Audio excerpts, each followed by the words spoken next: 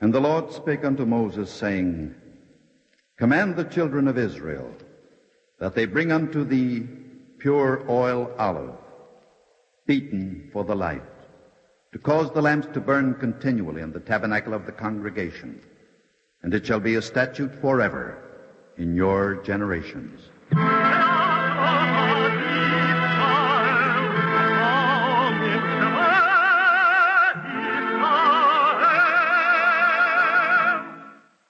The Eternal Light. The National Broadcasting Company and its affiliated independent stations present The Eternal Light, a program which comes to you under the auspices of the Jewish Theological Seminary of America. Our program today, The Light Behind the Darkness, was written by Joseph Mindell.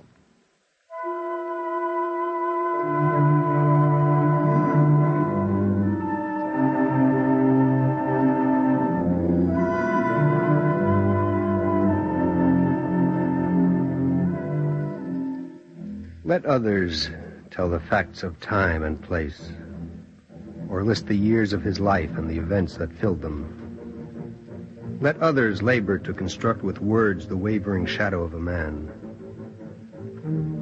I am not content with shadows.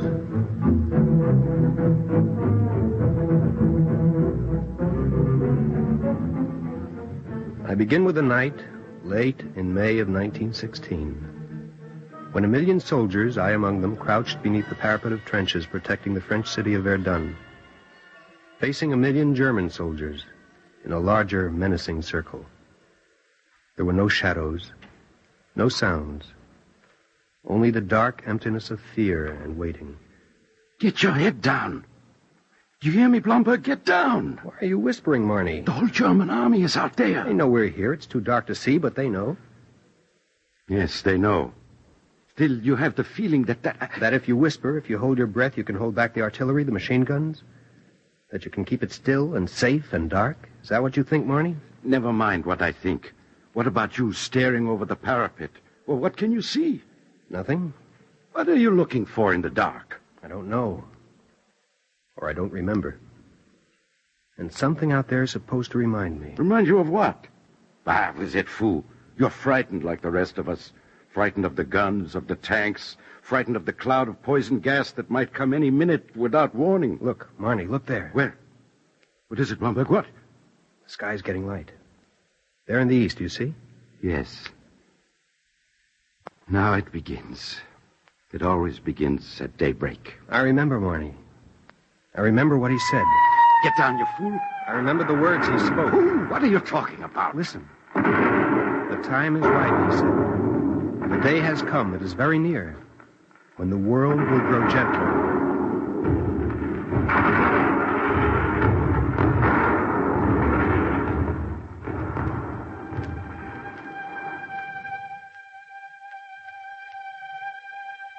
The first small candle of morning, too pale to light the dark sky, the only light in a dark world. The light reminded me. And I heard his words louder than the roar of cannon. 10,000 guns spoke, but his voice was heard.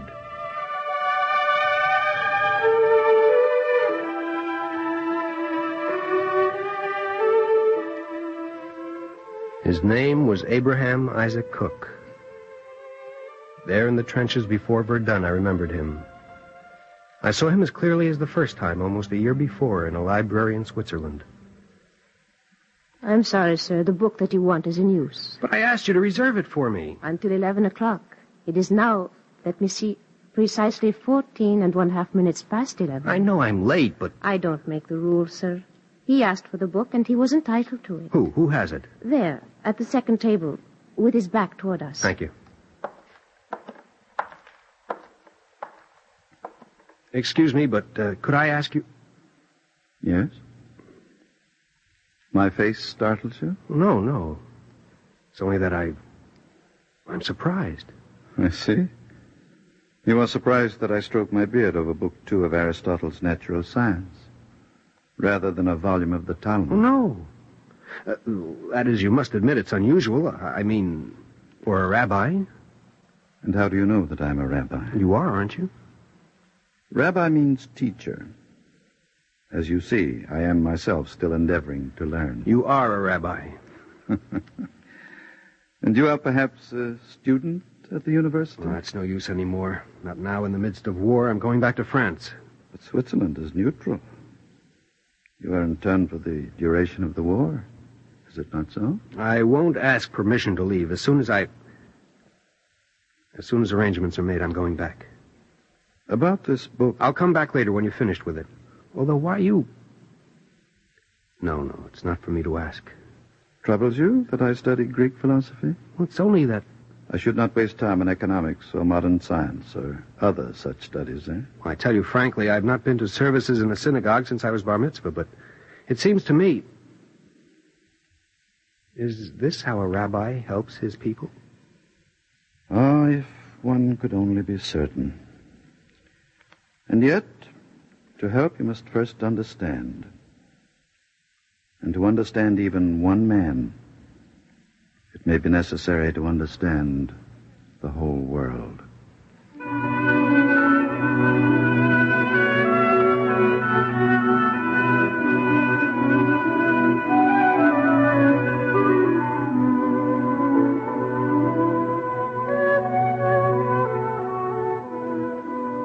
There is a great need to understand Abraham Isaac Cook.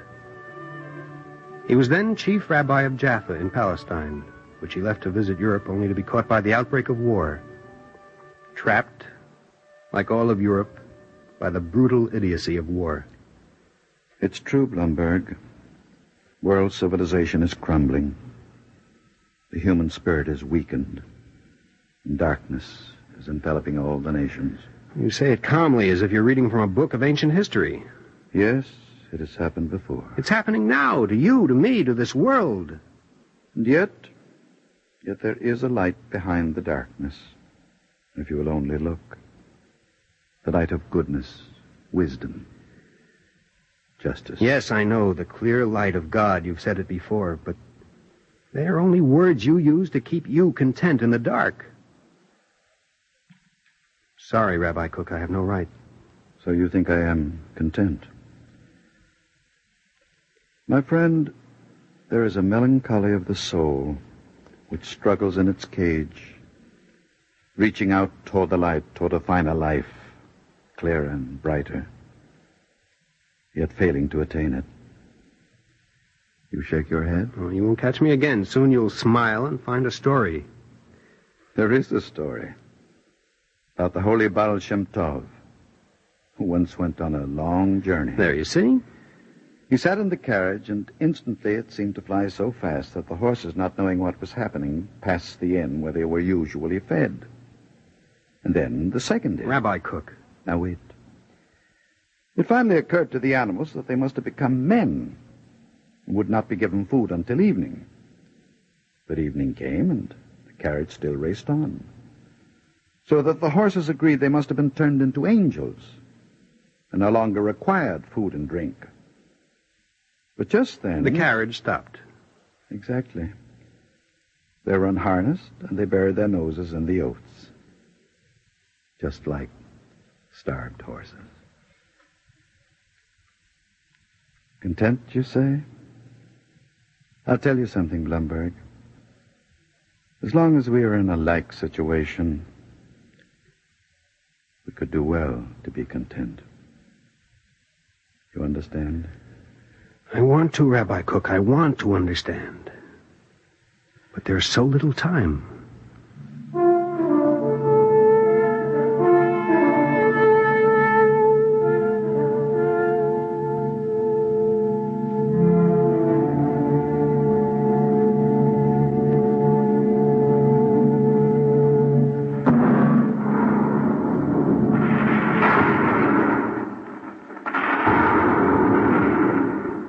I remember his words, Marnie. Listen, Blomberg, listen. But I don't understand. It's clear enough.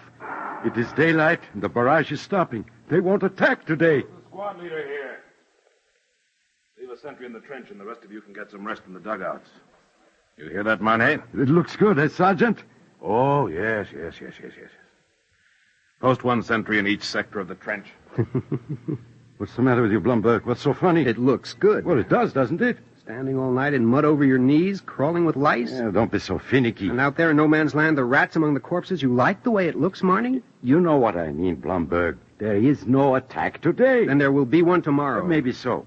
But if I am careful, if I keep my head down, if a sniper does not pick me for a target, then I have another day to live. What will you do with this day? I will make no plans, Blumberg.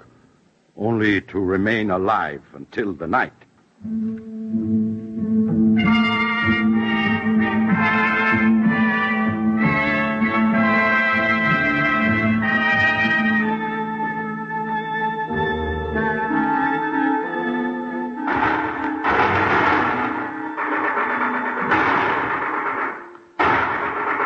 The Boche are nervous tonight.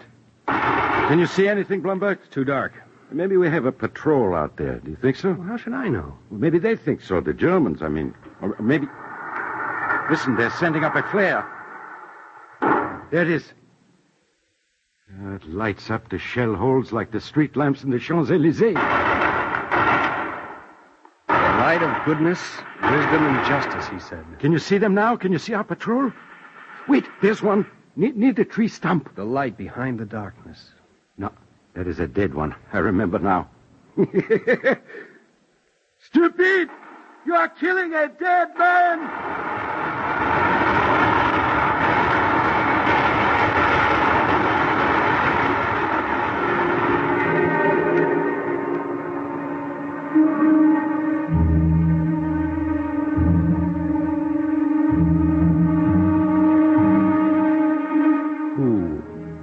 Are the dead.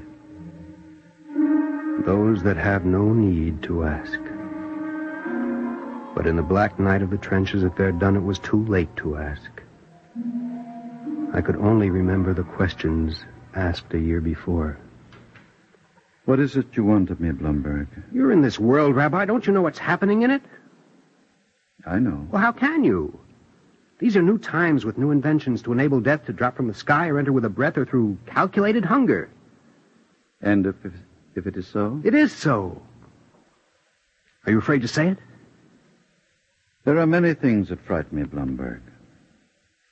But not reality. I am afraid. I can see what will happen. Yes, I think you can. You don't have to be a scholar or a prophet. You only have to know what men are like. Only, Blumberg?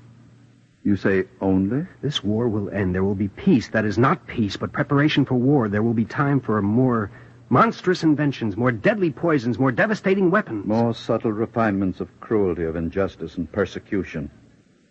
I do not dispute. Then tell me, in God's name, how can you accept such a world? Is it mine for me to accept or reject? That's no answer. So that is what you want. No, Blumberg. You must not ask me for answers. But... I can only tell you what I know. Well, tell me. You must not ask it, my friend, without also asking the price you will have to pay.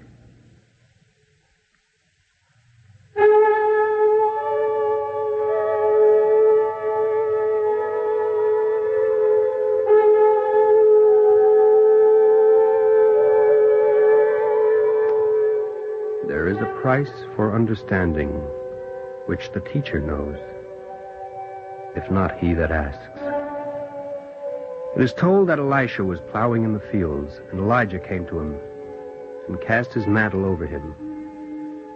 And Elisha left the oxen and said, "Let me kiss my father and my mother, and then I will follow thee." And Elijah looked at him and said, "Go back. For what have I done to thee?" But Elisha did not go back. The arrangements are made, Blumberg? For tomorrow. Rabbi Cook, these last 2 weeks we've talked too much or too little. When you return to your own country, you take a gun. There's no time left at all now. Rabbi, I do not ask you lightly. I have told you what can be told in words. There must be something more than shaping reality to suit your taste. I did not say that. Or soothe your soul. I did not ask your practical soul to shape reality, but to see it. I've seen the world that God himself has rejected. You blame him for man's misdoings. You see nothing, only single events, fragments of reality, and you catalog them. You separate them into two categories. This is good and that is evil. The golden days of Solomon, good. The destruction of the temple, evil. The wisdom of the sages here, the pogroms in Russia there. Peace on one side, war on the other. You look with the same judgment on good and evil. No, you are the one. In tearing them apart, you blur the difference between them. You never learn that the fragments are part of one reality, that it is good. Then teach me. It cannot be taught like a lesson. You can only come to know it by freeing the soul from its cage. Show me how. Go away, take your gun, kill or be killed without knowing why. No. Wait. Listen to me. When you let yourself see not only the branches, but also the roots and the whole tree, when you first feel the melancholy of the soul, that will be a sign of the beginning. The first light behind the darkness.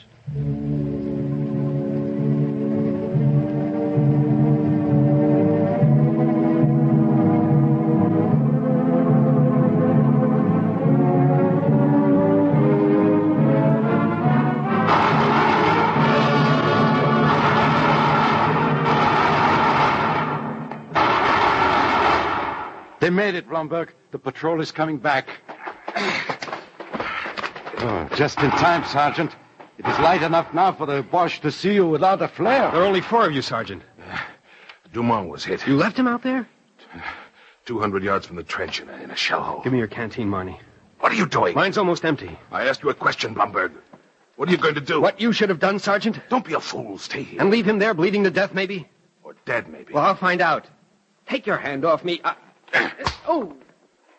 That was to bring you to your senses.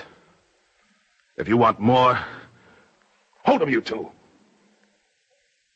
You can size up a man or a situation just like that, huh, Blomberg? You know what's right and wrong, don't you? Well, I know what... Shut up. Now listen. Dumont and I, we're from the same village. We work together. Our children play together. Well, it's broad daylight, Blomberg. What makes you think you could bring him back now or even reach him? I don't know. I could try. All right, you're a hero. But if he's already dead, what's the use? And if not, what good is it to him if you get killed? Sergeant, I know. Well, get some rest, all of you. We'll need some heroes tonight.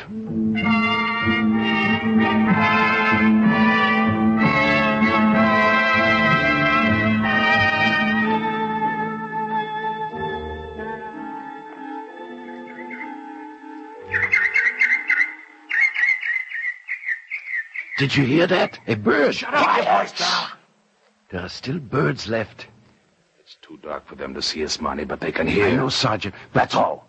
How far to the shell hole, Sergeant? I'm not sure, Blomberg. 50 yards more, maybe 60. Ready, everybody? Let's go.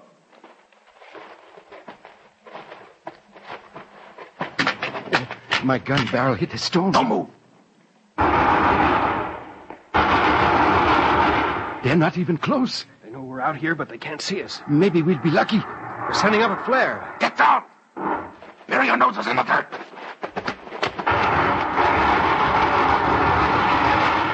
They're looking for us. It's light enough now.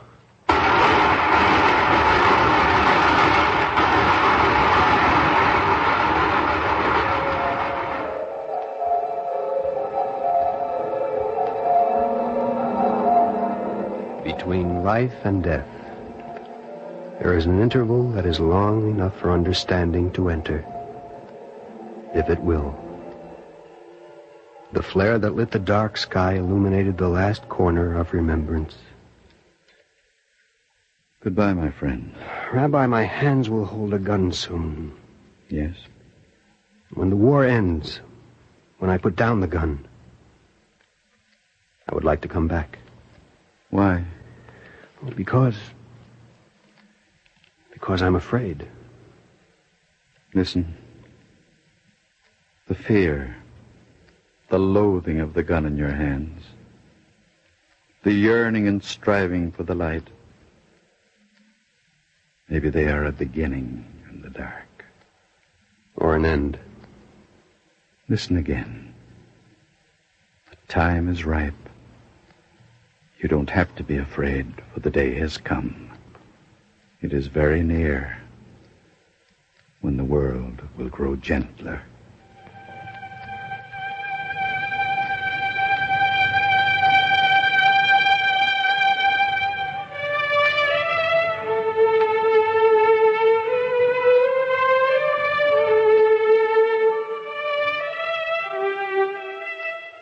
Abraham Isaac Cook knew this, as certainly as if he himself had been given the promise.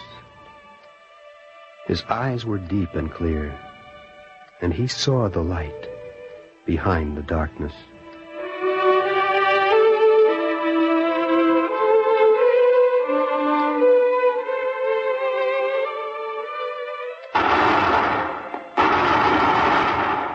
They're coming closer. They'll find the rain soon.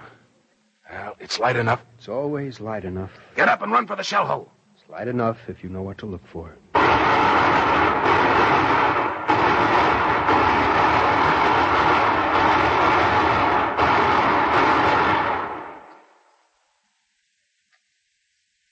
Let the story end here, between the light and the dark, in the brief moment between life and death.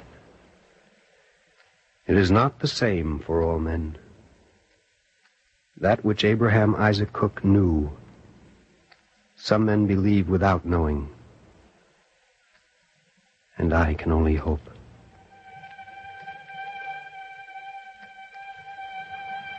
Only this remains to be told. Abraham Isaac Cook returned from Switzerland when the war ended, to become not long afterward chief rabbi of Palestine.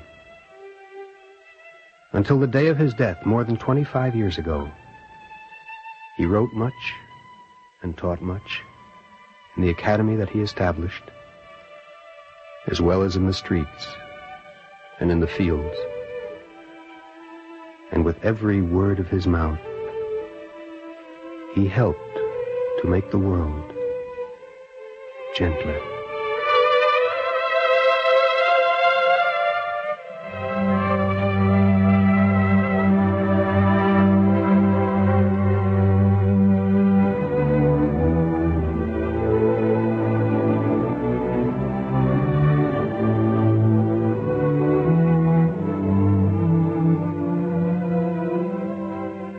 If you would like a copy of today's script, please send your name and address, with 10 cents to cover the cost of postage and handling, to the Jewish Theological Seminary of America, 3080 Broadway, New York 27, New York.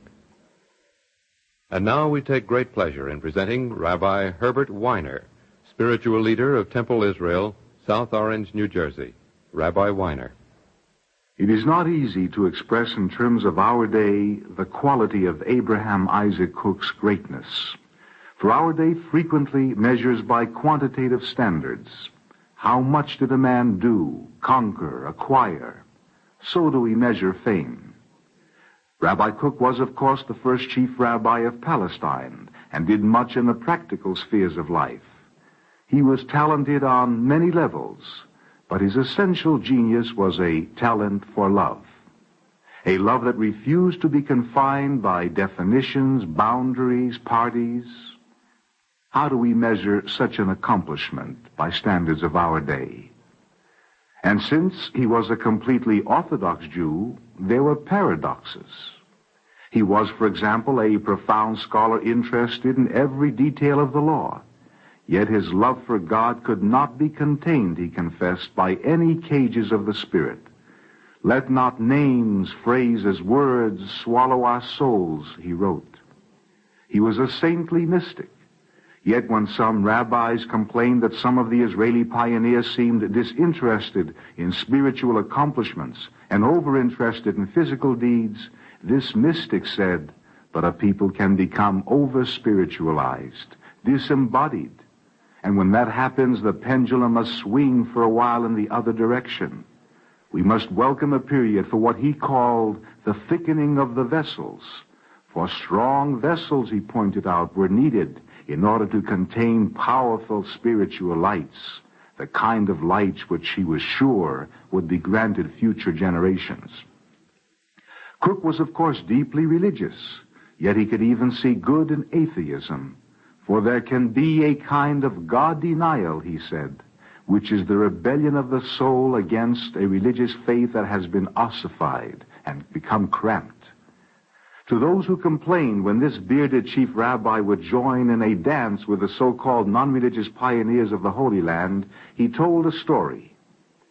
In the Holy Temple, there was a room called the Holy of Holies, into which only one man, the high priest, was allowed to enter, and then only at one time of the year, on Yom Kippur. But, he reminded his followers, was the temple built only by the high priests? Did not the ordinary carpenters and hewers of stone also enter and contribute their offering? The Jewish people are today building their Holy of Holies, the Holy Land. All have a portion to contribute to this building, and no one has more right than another to bring an offering, said this Orthodox chief rabbi. It is not surprising, then, that many in Israel and in other lands, too, distressed today by quarrels and divisions which separate party from party, religious from non-religious, wish that Abraham Isaac Cook were still with them. But this great spirit ascended from what he called the world of partial vision, from the world of the branches to the world of the great roots above in 1935. He left us many commentaries, poems, and essays which reflect the light of his luminous soul. Above all, he left us the shining memory of a life bursting with a love for his people, for the land of Israel, for mankind, and for God, which was strong enough, comprehensive enough to include and transcend all differences of sect and party, all man-made definitions of faith. The full genius of the Jewish tradition found expression through him, and the souls of future generations will be kindled by his light. Thank you, Rabbi Weiner. Our Eternal Light drama today, The Light Behind the Darkness, was written by Joseph Mindell. Cantor David Putterman sang the liturgical introduction. Featured in the cast were Bill Lipton as Victor and Santos Ortega as Rabbi Cook. Others in the cast were Maurice Tarplin, Jim Dukas, and Ellen Muir.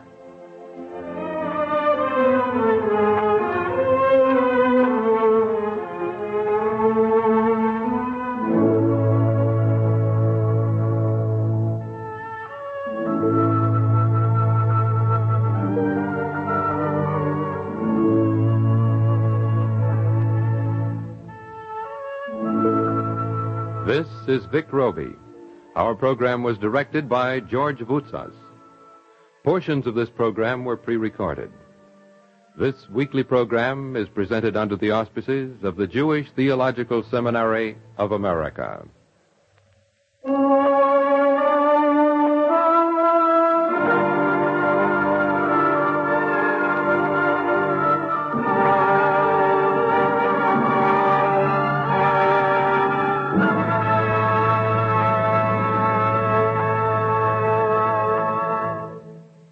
This is the NBC Radio Network.